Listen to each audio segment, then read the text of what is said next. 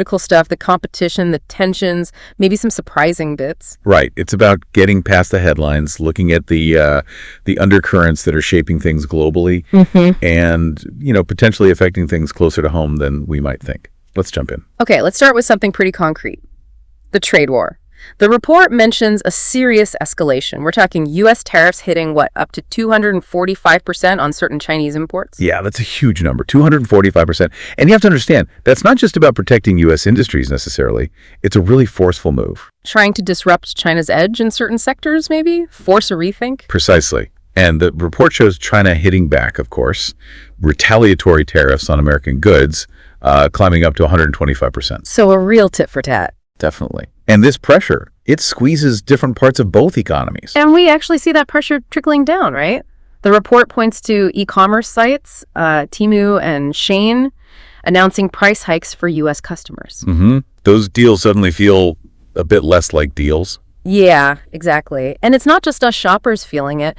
The report mentions specific industries, like the U.S. toy industry, are actually lobbying for exemptions from these tariffs. Right, which shows how these big geopolitical moves can hit, even something like toys. It really digs deep into the economy. Okay, here's something really interesting from the report. China apparently halting new orders for Boeing planes. That's got to hurt a major U.S. exporter. Oh, it's significant. But it's also, strategic on their part. The report connects this to boosting their own domestic aircraft maker, COMAC. So it's retaliation and a leg up for their own industry. Exactly. Shifting orders to COMAC gives them a guaranteed market, gives their planes real-world flying time. It speeds up their own competitiveness. Makes sense. And beyond that, the report floats this idea, analysts thinking India could actually benefit. Yeah, it's a fascinating point. The idea is that with U.S.-China tensions high, companies might look elsewhere, maybe to India, for manufacturing and exports to the U.S. So like unintended consequences creating opportunities elsewhere. Potentially, yes. The report probably dives into which sectors might see a boost, but it highlights how interconnected everything is. One dispute here can ripple outwards. It's definitely a complex web. Okay, so shifting gears a bit, the report moves into military and security stuff. And no surprise, Taiwan is front and center. Right. The report reiterates China's stance, viewing Taiwan as a renegade province. And the military pressure is, it's visibly increasing. And the report gives concrete examples, doesn't it? These frequent incursions into Taiwan's Air Defense Identification Zone, the ADIZ. Yep. Planes, ships entering that zone constantly. Now, it's not sovereign airspace, technically, but it's a buffer. Yeah. And these constant entries, they're not just symbolic. They really raise the risk of, an accident or a miscalculation. A dangerous game. It can be. Yeah. And then you have the large-scale military drills China holds around Taiwan. The report details these naval forces, air, ground, even rocket forces. Aircraft carriers involved. Framed pretty clearly as warnings, I assume, like warnings against Taiwanese independence. That's exactly how the report interprets it. Very unambiguous signaling. So how's the U.S. responding, according to the report? Well, the strategy outlined is about strengthening ties with allies in the Indo-Pacific. Japan is mentioned specifically, building a sort of coalition. To act as a deterrent. That seems to be the goal, yes. To deter what the U.S. sees as potential Chinese aggression. And Taiwan itself, what are they doing? The report paints a picture of them being very proactive, monitoring China's moves, deploying their own forces. They're extending military training for conscripts, buying advanced weapons. So preparing seriously. It appears so. But then the report throws in this curveball, this detail about reports of some Taiwanese military members holding Chinese residency permits. Whoa, really? That sounds problematic. Raises questions about loyalty, security. Exactly. It's a complex internal factor that adds another layer to an already tense situation. Definitely something to think about. For sure. And it's not just Taiwan, right? The report also mentions the South China Sea. Still a major friction point. Yeah. China militarizing those artificial islands, incidents of harassment against ships from allies like the Philippines. So pressure points across the region. Seems that way.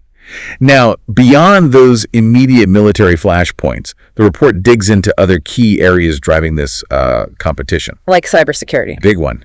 The U.S. has serious concerns, outlined in the report, about alleged state-sponsored cyber attacks from China targeting critical U.S. infrastructure. That's the hidden front line, almost. Potentially huge disruptions without a shot fired. Exactly.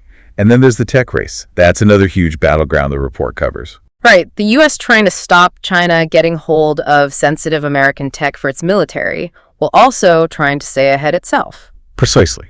It's a race for dominance in things like AI, advanced computing. The technologies that could define future economic and military power. A high-stakes game. Very much so. And we shouldn't forget the human rights aspect either. The report notes the ongoing U.S. focus on accountability for human rights issues within China. So, while it might seem separate from trade or military stuff, it's still a core part of the relationship dynamic. Absolutely. It feeds into how each side views the other's values, their legitimacy on the world stage. The report likely details specific concerns here. Okay, so zooming out, looking at the whole picture presented in the report, the big theme is clearly strategic competition. No doubt about it. The U.S. sees China's rise as a challenge to its interests, and it's actively pushing back. And a key part of the U.S. approach, as the report stresses, is this idea of reciprocity, fairness, especially in trade. Right. That principle seems to underpin a lot of the U.S. actions described. They want a more level playing field, supposedly. But of course, the report includes China's side, too, and their narrative is totally different. Completely. They frame U.S. actions as hegemonism, basically bullying. Yeah.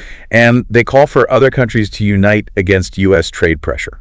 It's striking how both sides use different language, appeal to different principles, fairness versus sovereignty, maybe. Yeah, it's a battle of narratives as much as anything else, aimed at winning over global opinion and justifying their own actions. And the report ends on a pretty sobering note, doesn't it? Mentioning concerns that this trade war could potentially spiral into something worse. It does. It draws parallels, cautiously, to history, where economic conflicts sometimes became precursors to wider conflict. A stark reminder of the stakes involved here. Absolutely. It really hammers home why understanding these dynamics is so critical. The potential consequences are enormous. Okay, so let's try and wrap up this deep dive. Based on the report, we're seeing this incredibly intense competition playing out across, well, almost every important domain. Trade, military power, security, technology, even human rights. And they're all tangled together. You can't really isolate one from the others. What happens in trade affects security calculations, tech advancements impact military balance, and so on. And the ripples go global, right? Affecting supply chains, regional stability, who leads in future tech. Definitely. These aren't just bilateral issues between Washington and Beijing. They shape the whole international landscape. Everyone feels the effects, one way or another. Which leads us to our final thought, something for you, the listener, to chew on. Given all this complexity, all the different pressure points, and the real risk of escalation we talked